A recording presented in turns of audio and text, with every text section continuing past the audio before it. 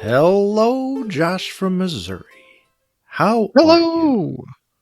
You know, I am doing fine. I'm going to give you a fine. I am. I feel like you're Uh, like that's an attitude kind of thing. I'm fine. I'm fine. Uh, that is not inaccurate. Some days that's just how you're feeling. You know what I mean? Like, I'm Yeah. fine. Okay, I'm fine. I'm Okay. fine. I'm right. I'm Uh, sorry I asked. I think that about covers it. Okay. I think I'm fine. How are you doing? Well, geez. Yes. Let's move on. Yes, I I'm trying to. That's my goal here. okay. All right. Wow. This is a testy episode. Um, yeah. No. I'm doing great. I don't know about you. You just Ooh. the unspiritual type over there, just in a bad mood. I mean, don't we Hey, have the joy, joy, joy, joy down in our heart?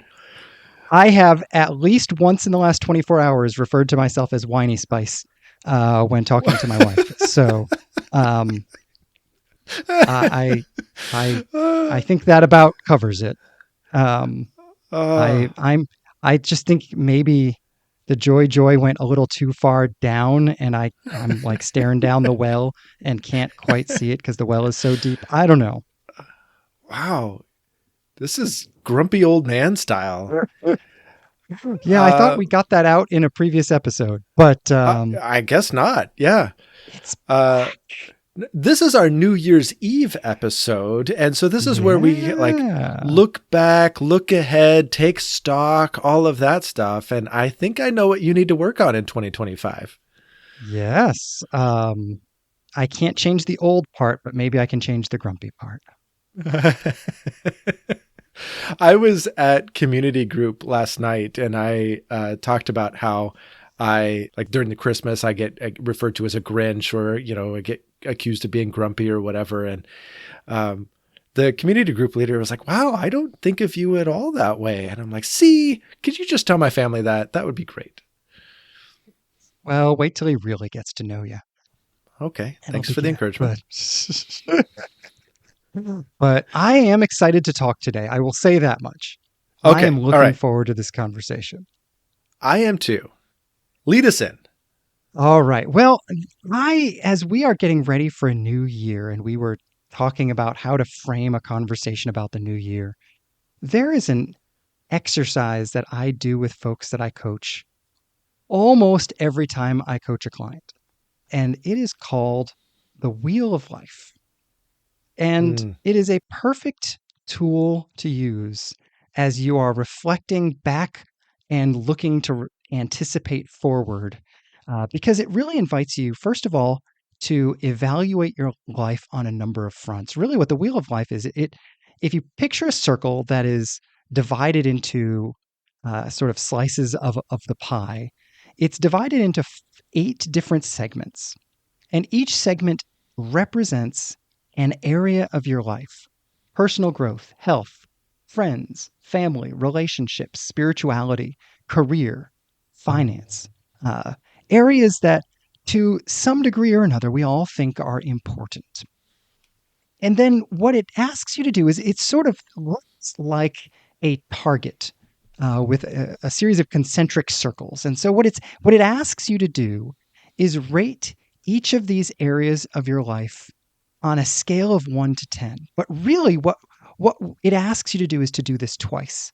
The first time you are rating on a scale of 1 to 10 how you're doing in each of these areas. So if somebody were to follow you around with a video camera and you were to be brutally honest just about how you're really doing in each of these areas, on a scale of 1 to 10, how would you rate it? The second time you take it, it's not how are you doing, it's how do you want to be doing. And so this is really it's the difference between the real and the ideal, or where you are and where you want to be. And so the second time you say, well, and you almost forget what you rated before because it doesn't really matter. You could have rated one category as a 5, and you might be perfectly okay with it being a 5. Or you might want it to be an 8. Or honestly, you sometimes there are categories you want to lower. Man, this is like I'm doing like an 7 in this area, and that just is taking a lot of emotional energy, and I'd be okay like with that only being a 4. So there's lots of different ways this can come out, but what I think is interesting is to see the gaps Mm. between the two versions of the test. So, what I wanted to do with you is to have us both work our way through the wheel of life and then just kind of talk through our observations on it. So, I emailed it to you. I'm guessing you've already taken it, but how does that sound to you? It sounds really intriguing. And I think because on this podcast, we focus really heavily on spirituality and maybe a little bit on, say, personal growth. But very rarely do we talk about career, finance, health, recreation. Like, I guess we touch on some of those occasionally, but boy, like, there's a lot more to our day-to-day lives than we focus on this podcast, which is fine. Like, this podcast, we got to focus on something, right? It can't just be something about everything. It's not Seinfeld. Mhm. Um, so anyway, I'm fine with where we are as a podcast, but it's really intriguing to sit down in this conversation and realize there's a whole other world, or there's all these other areas of focus that should be put into balance. Yes, that's exactly it. And to recognize, I think the thing that I'm always intrigued by is exactly what you're talking about, that I can put some work in a variety of different areas, or I might be dissatisfied in an area that I don't normally think about. One of the things I often talk about with this, I don't know if you remember Natural Church Development, which is a book we both read 20 some odd years ago in college. Yeah, Um, I remember that it existed. I couldn't tell you anything of what it talked about. so I took one of the images in the book away, and it has been a life-changing image for me. Oh, is this And the it is barrel? it's the barrel. Yeah. Oh, Have I that's the talked about only this thing on I the remember. podcast? No, I just like that's the only thing I remember from that book. So Okay. proceed. This I'm is excited. so important to me that I actually have a wooden slatted barrel in my office so that I can show people what I mean when I talk about a barrel. And now we're in a non-visual environment. So good luck. Yes. So I will have to figure out a way to help you imagine. But if you imagine an old Western style barrel that has slats going from top to bottom that are all encircled by a metal band that holds them all together. Uh, the point of this illustration is that if you had the slats all at different heights, so the lowest slat is maybe at 1 foot, the tallest slat is maybe at 4 feet, and all of the slats in the middle are a random variety of different heights. So if you were to look at the barrel, it looks very weird. So in this, using the wheel of life and this together, each of the slats of the barrel would be one of these areas of life, health or friends or family or recreation or whatever. And frequently for us, it is going to be spirituality that is sort of the tallest slat. And the reason this matters is the point the author makes is you can only fill the barrel to the level of the lowest slat. Yeah. But you tend to be passionate about the highest slat. And so when you want to fix the barrel, frequently what we do is say, what I really need to do is make that tallest slat taller. Yeah, Right? exactly. You know, Yes. man, Yes. spirituality matters a lot to me. Generally speaking, I think it's an 8. It's got to get to a 9. Don't worry about that other area that's just a 3. And his point is that doesn't actually raise the bar at all. And there are some ways this breaks down when we're talking about the wheel of life, because if you're okay with an area being a 3, then that's fine. But the point that I think it makes is that we tend to fixate on our strengths. And the danger of doing so is that we miss a broader perspective on our lives. And this is what I think the Wheel of Life really offers, is this sort of broader perspective on our lives. Yeah. Yeah, it's good. It's a good way of taking stock. I I mean, again, at the new year though, I mean, there's so many uh, stereotypes of New Year's resolutions, and we all know how quickly they break down. And so, even though this is a good device for really searching out where you are and what your goals need to be and all of that, what you truly care about, I don't know that it automatically transfers into successful resolutions. No, I think you're absolutely right. I think it is a great place to start, but I don't think it can translate immediately into resolutions. And frankly, I don't think resolutions are the end of the preparation. And I think that's often the problem. A resolution is great if you finish preparing to accomplish it, Mm, but a resolution without adequate preparation on a variety of fronts, really, it's a bad plan. yeah, no, you're exactly right. I think of Dallas Willard's VIM model, Mm-hmm. um, the vision, intention, and means. So you have to have a clear vision of where you're going, and that's what this exercise helps you to do, and uh, strip out and say, okay, this is actually what I care about doing. And so this helps you develop the vision, but then you really have to set your intention. That's where the resolution turns from a word into an actual feeling and an actual commitment on your part. But then you also have to develop the means. Like, I can want to learn Spanish, but unless I have a guide or a teacher or a class or time set aside for it and all the other things that are going to actually help me do that, well, that resolution's going to fall flat because I didn't put the means together. Yes. Yeah, I have a really concrete example of this actually straight from my Wheel of Life. Before we get into kind of big picture examples, one of the, if you don't mind, a simple example of how this works out. Yeah. Um, in the area of health, I would say I am currently at a 7, and I really just want to get to an 8 or an 8.5 by the end of the year. I'm not looking to be perfect.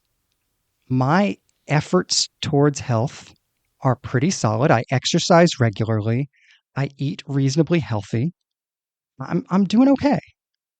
But what I recognize as the difference between a 7 and an 8 really is just that I don't drink enough water. As simple as that is, I don't drink enough water.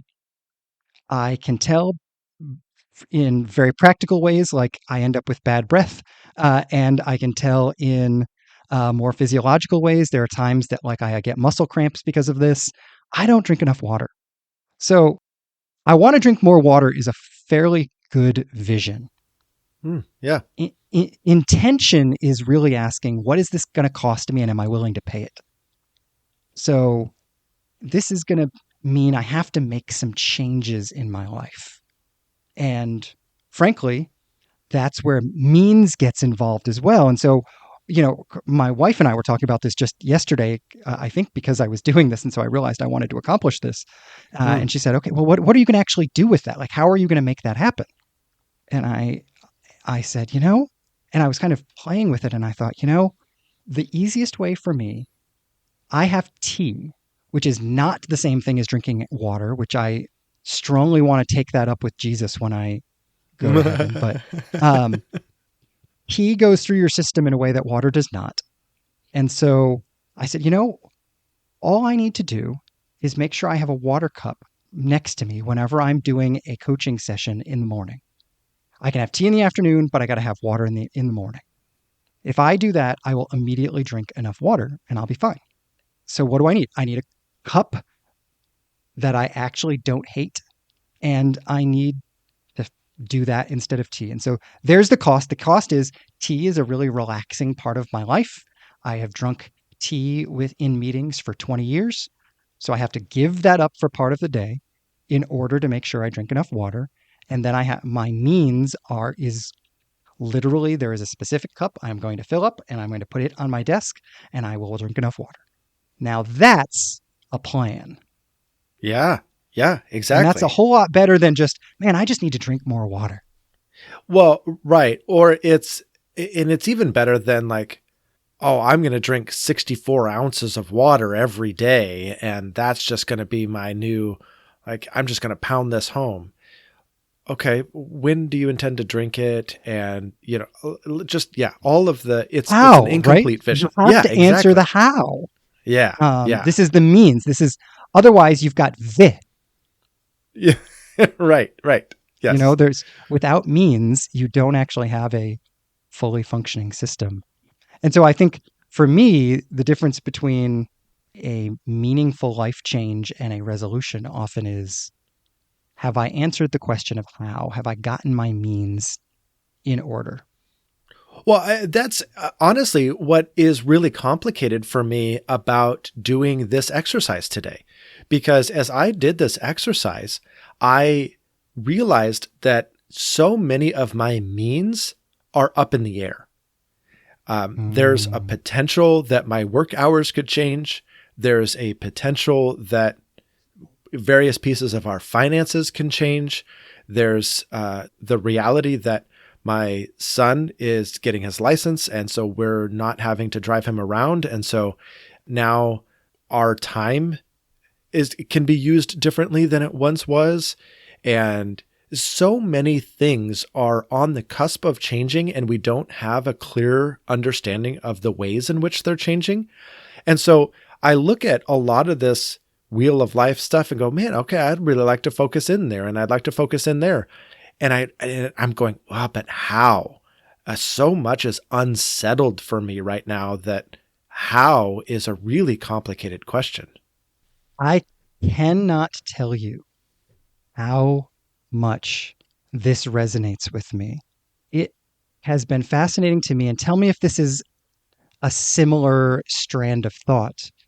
As I was filling this out, it's fascinating to me how much some of the greatest changes I want to make in my life are at least in part out of my control. Mm, So I put two of the biggest gaps in mine are in the area of career and finances. mm, And these are deeply tied together.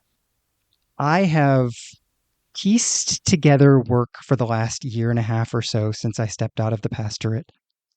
And I have gotten more and more discontent with the piecing it together as the year and a half has gone on. This is a big part of why I feel like whiny spice, to be honest. Um, so what I really want, like I would put both of these career and finances at a 3. And I really want them to be somewhere around a 7. And what I really mean is in the area of career, I want to be working as a coach full time. And in the area of finances, I really mean I want to be bringing in a full time income as a coach. mm. And those are perfectly reasonable goals, but I don't get to control whether people hire me or not. Yeah. And so that's interesting. Yes. Yes, exactly. One of the things I want to work on is health.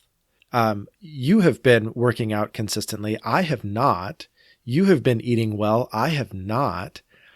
We eat a lot of convenience foods because we are on the go all the time. Now, That makes sense. some of our on the go is going to change now that my youngest son is getting his license. So I'd like to see how that shakes out, and I don't quite know all the ramifications of that yet. But I'm also waiting to find out if my work hours are going to change. If my work hours are going to change, suddenly I have an early morning time slot that allows me to go to the gym regularly. And we just switched gyms, and it's at a much more convenient location. And so I'm much more likely to go to this gym because I drive by it all the time. And so I'm excited for that change, but now I need to know how my schedule is going to shake out, or if it's going to shake out, to know how to put the pieces together in terms of when I can get to the gym. And I need to live into our new reality of not having to drive our son around all the time a little bit before I can determine, okay, what does this mean for how we're able to prepare meals and when we can prepare meals and how does grocery shopping fit in? Like, all the pieces are so up in the air. Ah, and this raises what I think is an interesting question for me. What do you do, right? Like, what do you do in this moment of, what's the right word here? Ambiguity, uncertainty. The pieces are all up in the air, is the phrase you used. Yeah. Eh, Unsettledness. oh, yes, which is so unpleasant, by the way. Can we just put that out there in case I have not been clear?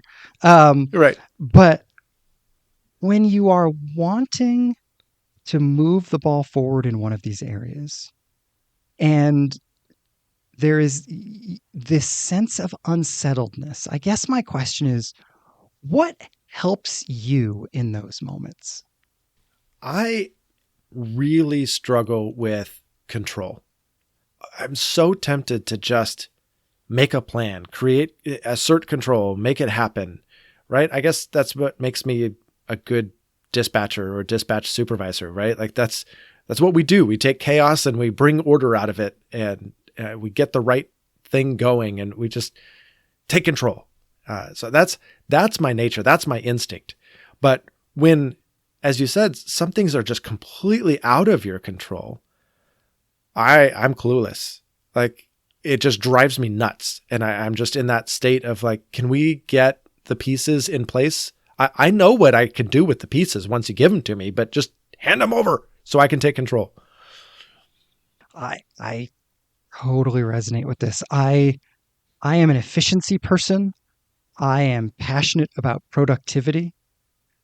I can strong arm my will into just about any situation, and I'm good at it. Like, I can make it work. Honestly, I feel similarly about that. How do I just get comfortable with not being in control? I feel similarly about that as I do to something you mentioned earlier on. And that is, as you take stock in this wheel of life, you might come across, you know what? I'm at an 8 here, but it's taking me a lot of energy to be an 8. And I might need to dial that back to a 5 or a 6 in order to put more energy into some of these other areas. That feels just as, I don't know, I feel just as odd about that. Like, is that really, we should be just driving forward all the time. And to put ourselves in neutral or reverse on anything feels counterintuitive to me. Oh, I think you're absolutely right. This is I mentioned when you were talking about Vim, intentionality is answering, what is this going to cost me?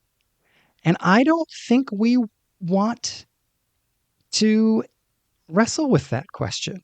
I think we want to believe we have an infinite number of resources, an infinite amount of time, an infinite amount of energy, an infinite amount of capacity, as if these were, yeah, they're unlimited resources. And so we can just keep going for it rather than admitting, boy, if I want to level up in the area of career, it may cost me something in the area of personal growth, or it may cost me something in the area of friends, or it may cost me something in the area of spirituality.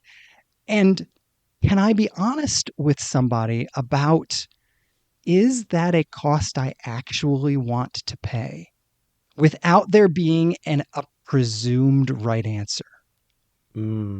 Yeah. Well, I think that's one of my biggest observations from this, honestly, is as I look at personal growth, that has been a hallmark of my last few years, right? I think I entered seminary January of 2019. And so we're staring down January of 2025. So that was 6 years ago. And personal growth is that whole experience was personal growth for me. And since then, I'm like, I've just got this buzz. Like let's keep growing, right? Let's keep learning. And I've been really focused there, but I haven't been very focused on my health. I haven't been very focused on recreation. I haven't been focused enough on my marriage. Like those are all things that need attention and probably need me to take a big step back in personal growth. I might need to read fewer books. I might need to translate less. I might need to not focus on, a whole host of things that I care about in order to focus on some other things that I care about and need to care about more. Yeah. Well, and can I quibble with your language just a little bit? Please. It's not need to, it's want to. This is not an external, you're being forced to do it situation. Right, right. This is, who do you want to be? You want to care about your marriage more. You want to care about your health more. And that's where I think it really has to be an honest question. Okay, so are you willing to, for better or worse, to pay the price and slow down your personal growth to pay that price, if that's what it means, right? I think that's a really valid question, but it has to be a legitimate question Yeah. because so often we don't give ourselves the space. And this comes back to, what do you do in that moment when things are up in the air? I think this is a perfect moment to ask these questions and wrestle with these costs. And this is part of looking the discomfort in the face. I think when we pause and look at uncomfortable part of us, what that uncomfortable part of us is saying is, I am not okay with my life the way it is. Yeah. And that is actually the piece of us that can energize us to make different choices with some of these categories and can energize us to say, yes, I'm willing to pay the price over here in order to get the gain that I want over here. Right. And it's not just personal cost, right? Mm. It's also perception, right? You just corrected my language and said this is not external pressure to change these things. This is internal desire. But separating the two is not always easy. And a case in point, as I look at career, my career, I said my career right now is at a 5. And when I look honestly at where I want my career to be in the coming year, it's a 5. I'm like, it is taking right now the right amount of energy from me. It is, I don't need to press into my career. I don't need to try to seek advancement. I don't need to put all my eggs in that basket right now. I have enough eggs in that basket that I don't feel deficient, but I don't feel superior. I am where I need to be with my career. But external pressure, right? If my boss were to listen to this, if my coworkers were to listen to this or whatever, like, are they okay with me just going, yeah, I'm a 5 and I'm going to stay a 5? That feels, I don't know. It feels irresponsible. But I'm a whole orbed person. And so you have to set aside some of the external pressures in particular areas and just say, okay, where do I really want to put my efforts? I think you're absolutely right. We culturally believe you ought to be moving forward in all of these all the time. So, like, yes, there should be career advancement all the time. Yes, there should be recreational advancement all the time. Yes, there should be health advancement all the time. Yes, there should be personal growth advancement all the time. Yes, there should be financial advancement all the time. And that is an unsustainable way to live. And you're absolutely right, though. It is countercultural to ignore the pressure, to not to ignore it, to acknowledge it and acknowledge that I am not listening to it. Yeah. Yeah. And again, I think the piece of us that we often try to ignore, because we're trying to ignore the part of us that is expressing discomfort, right? Even by doing something. Whereas I think if we welcome that piece of us into the conversation, there is a whole host of sort of middle steps between realizing there's a problem and solving it. And it is that discomfort that offers us the energy to take those middle steps that actually give us the opportunity to solve the problem in reality rather than either just in a short term way or to fail at solving the problem. Yeah, I mean, I think to simplify all of that, I think you have expressed in the past an axiom that I actually quoted to a coworker just the other day. So I hope I'm quoting you accurately. That If not, you've leaders, got your own axiom. yeah, right.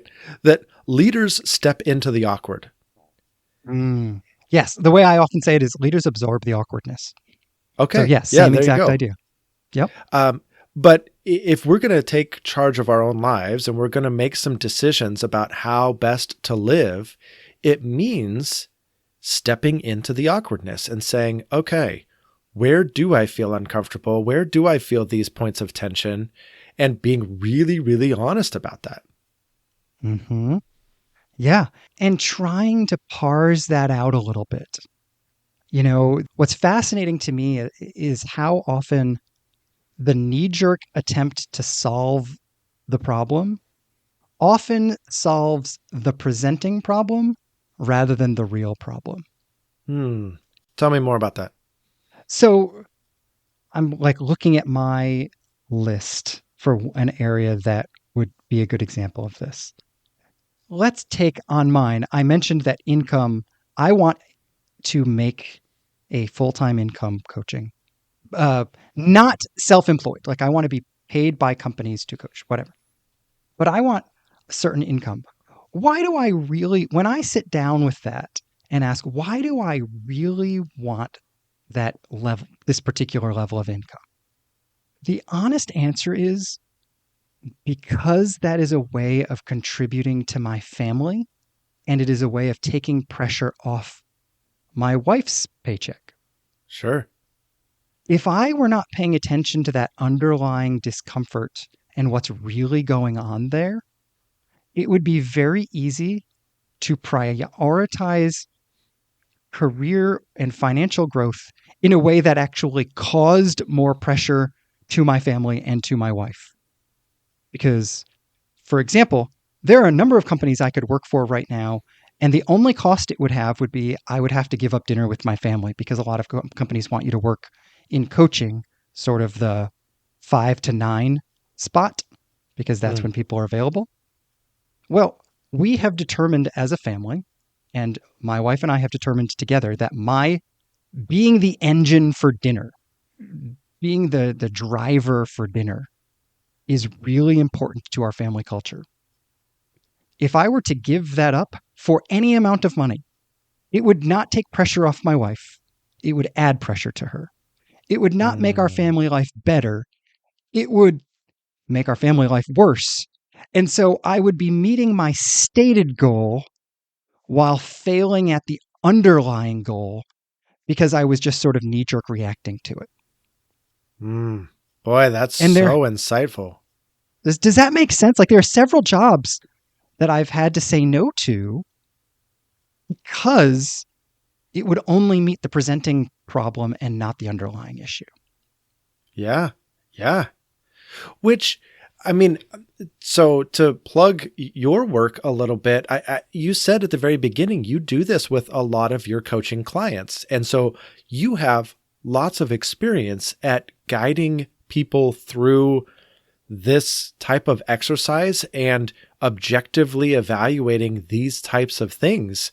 And so I wonder, what do you think are, from your perspective as a coach, watching from the other side of this process, what are the advantages of having somebody like a coach or some external agent to process this with? It's fascinating to me how often, even in a friendship context, the other person is still invested in your answer, right? You share a moral framework And so the other person wants you to like live into the moral framework that you both share. Or, you know, let's say I were wanting to decrease, the only place in my life I could decrease right now would be friendship. And so that's going to have an impact on your life. So you're invested, Mm, even if you were to talk to me about not caring about improving your marriage. Well, I'm friends with your wife. Like, I want you to win there, not just for you, but because I know your wife. I I literally talked on the phone with one of your kids this week. yeah. Right. Like, there's an investment that goes beyond one-on-one that makes it hard to give the distance that is necessary. I often say to my clients, let me just be honest. You can answer this however you want, and I don't care, in the best way possible, because I'm going to sleep just fine tonight.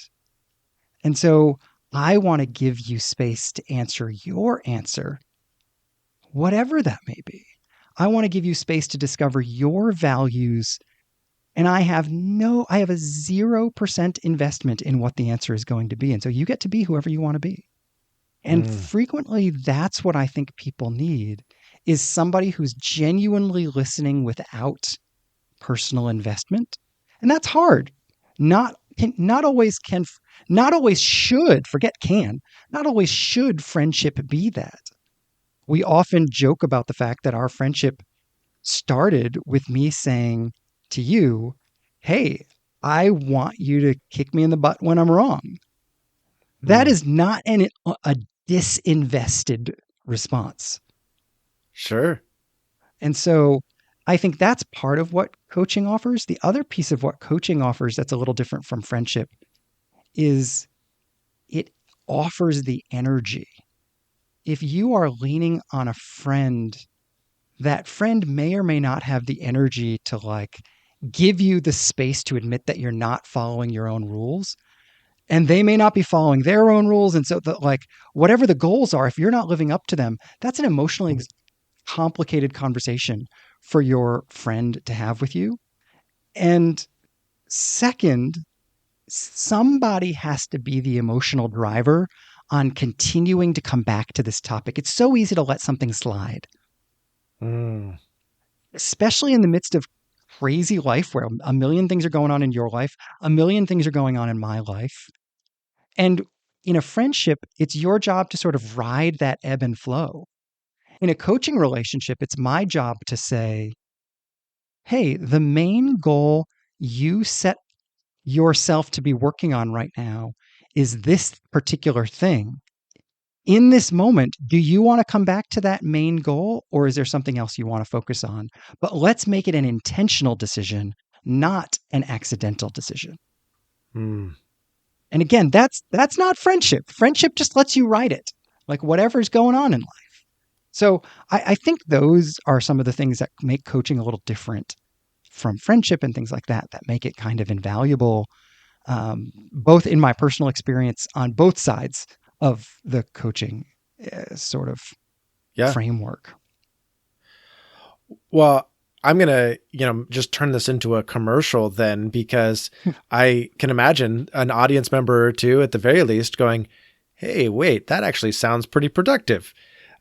So Josh from Missouri, if they wanted to reach out to you and say, hey, actually, I would love some coaching. Is there any way that they can reach you and make that happen? Yeah, we'll put in our social media stuff and in our show notes, we can put the link. The best way to really sort of start to parse this out, coaching is deeply relational. So it's not a matter of reading about the information, it's a matter of setting up a time for us to talk. I do video sessions all the time, and I'll put the link in both of those places where you can set up a pre consult session.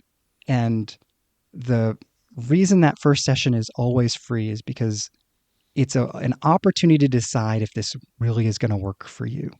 And so we can make a time to talk, and I would love to do that. There's a reason I do this for a living, because I love helping people move forward, and it's fascinating. I always come back to this story of a guy. He's a He does stock trading. And ever since the pandemic, one of the challenges he's dealt with is that his office is now at his house. And in any given day, he could have $1 million trades that are costing his company tens of thousands of dollars. There's a lot of stress involved in all of that.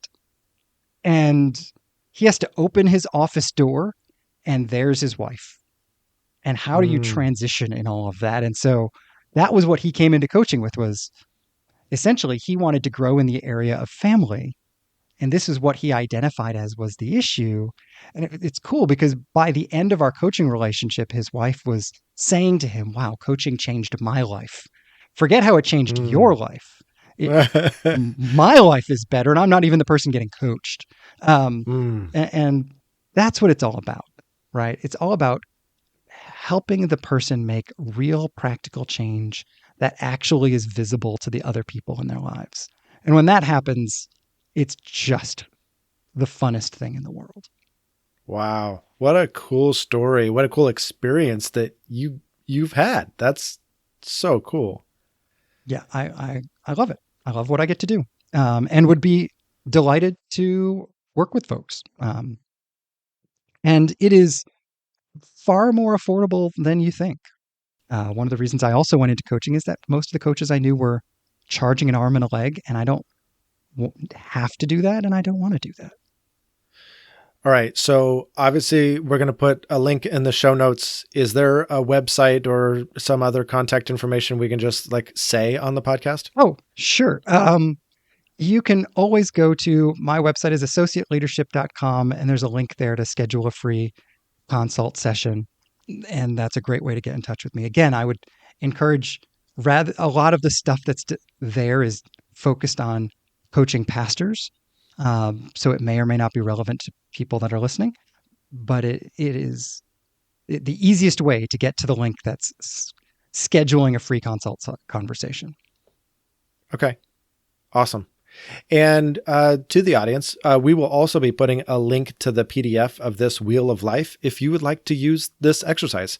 If you would like to take it to evaluate where you are and take it again to evaluate where you would like to be and see what that brings to the surface. It might make some really good fodder for your own reflection or a conversation with a coach. And if I may say so, I think Josh from Missouri is an excellent one. Well, thank you, sir. I appreciate that. But I'm also curious, I just always love hearing, what else have you been thinking about, Josh from Oregon? Yeah. So I got a good ways through a book called Biblical Critical Theory before it had to go back to the library. So I will have to get back in line with it. And this is amazing. I just think it's kind of a scary title. I think there's a lot of animosity around some other critical theories that we have in our society right now.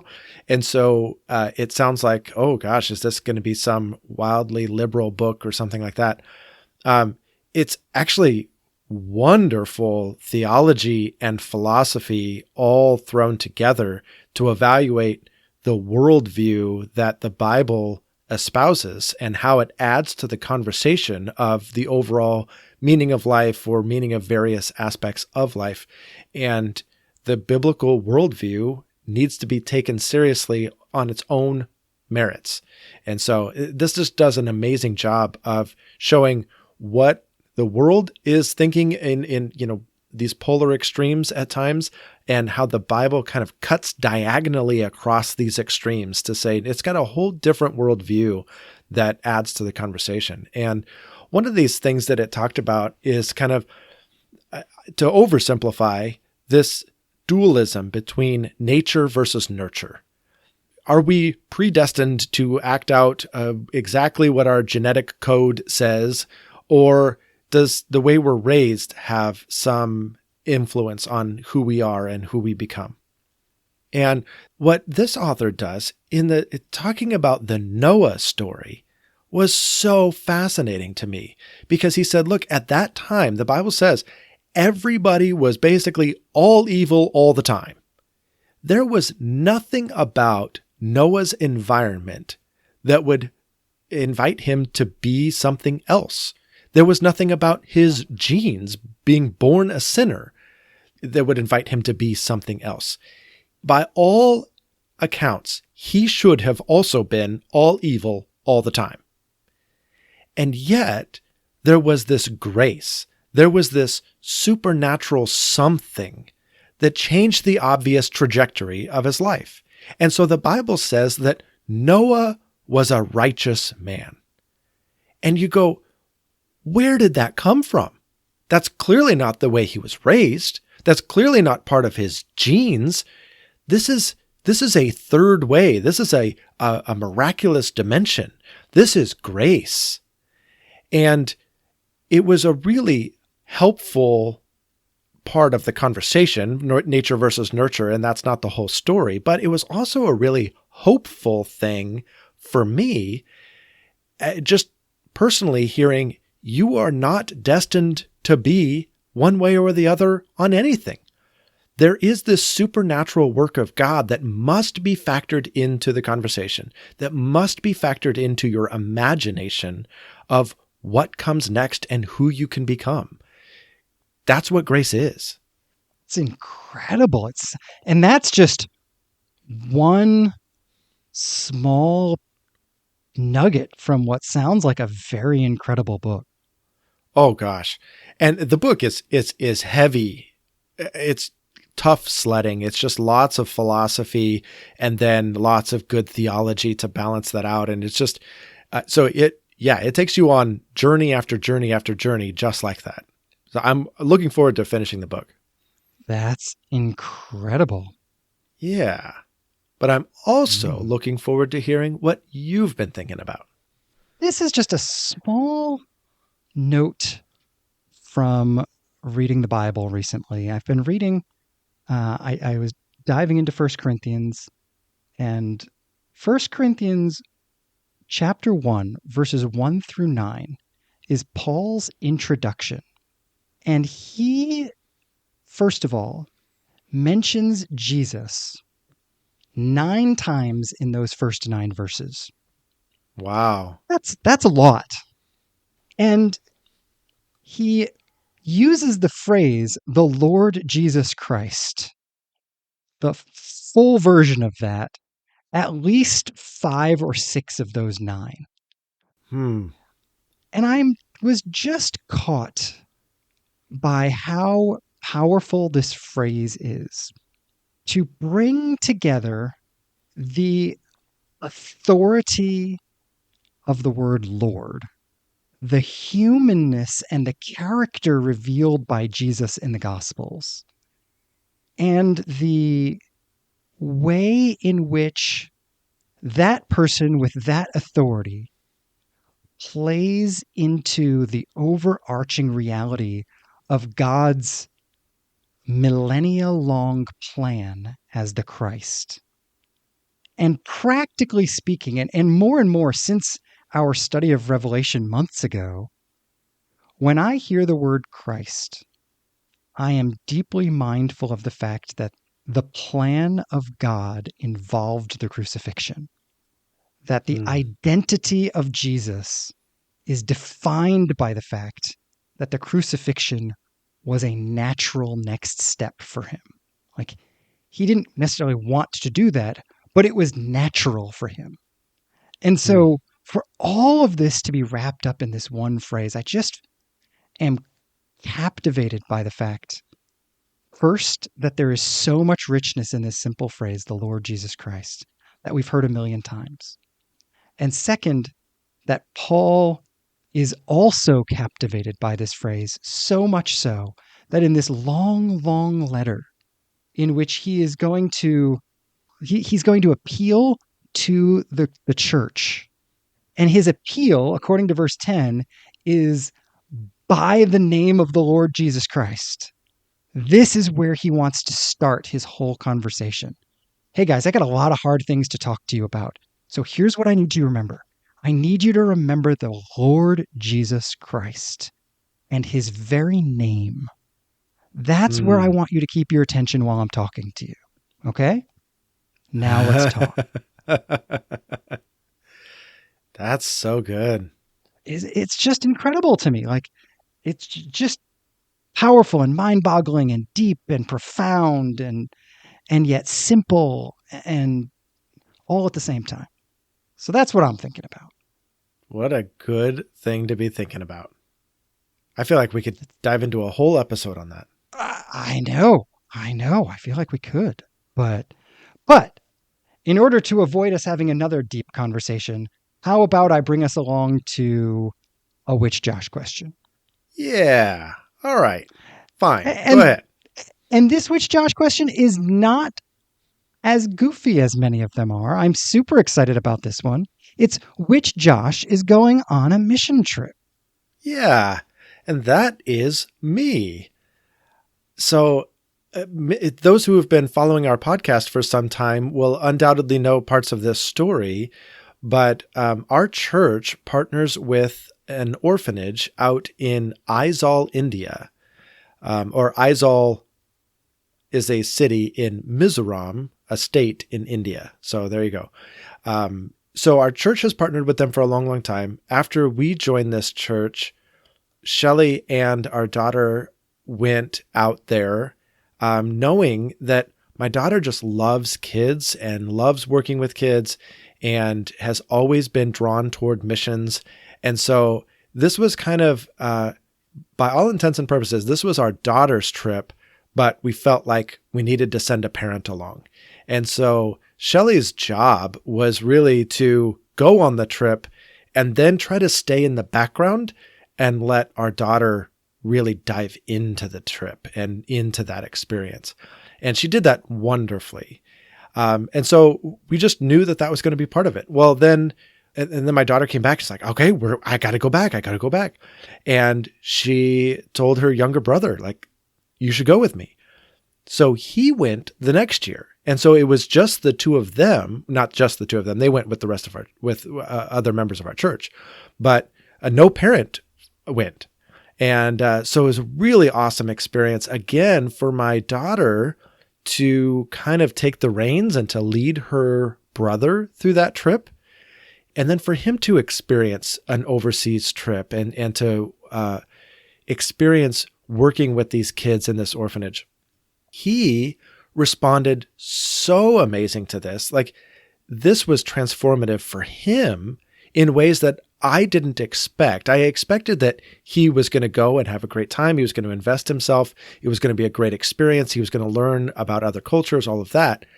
I did not expect him to be as connected with the kids, to be as connected with the mission of going and serving these kids and just being with them relationally, and how much he would desire to go back.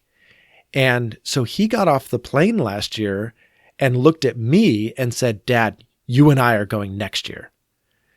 And sure enough, he and I are going this year with a team from our church.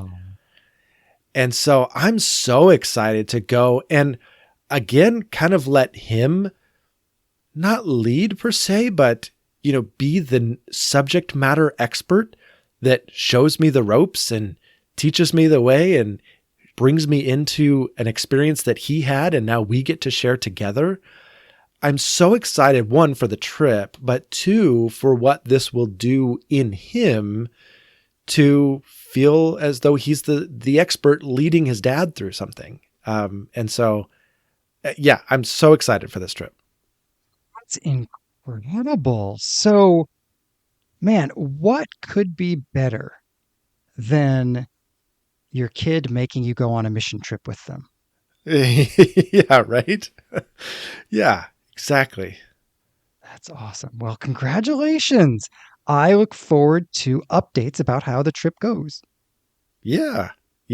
I look forward to giving them. All right. So until then, maybe we should have another conversation next week, which is 2025. Ooh, all right, let's do it. I'll talk to you then. All right. Bye-bye. Bye.